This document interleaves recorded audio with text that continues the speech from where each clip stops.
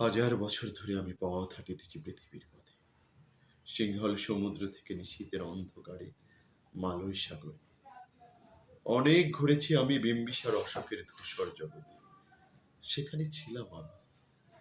আরো দূর অন্ধকারে বিদর্ভ নগরে, আমি ক্লান্ত প্রাণ এক, চারিদিকে জীবনের সমুদ্র সব। আমারে দুদণ্ড শান্তি দিয়েছিল নাটোরের বনলতা সেন। চুল তার কবেকার অন্ধকার বিদিশার নিশা, মুক্তার শ্রাবস্তির কারুকার্য।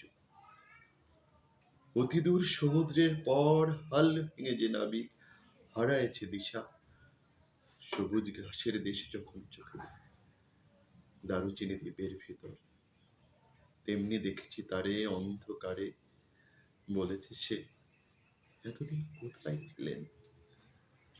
পাখির নীরের মতো চোখ তুলে নাটোরের বনলতা সেন। সমস্ত দিনের শেষে শিশিরের শব্দের মতন সন্ধ্যা আসে, ডানার রৌদ্রের গন্ধ মুছে ফেলে চিল। পৃথিবীর সব রং নিভে গেলে পাণ্ডুলিপি করে আয়োজন, তখন গল্পের তরে জোনাকি রঙে ঝিলমিল। সব পাখি ঘরে আসে, সব নদী ফুরায় এ জীবনের সব লেনদেন। থাকে শুধু অন্ধকার, মুখোমুখি বসিবার বনলতা সেন।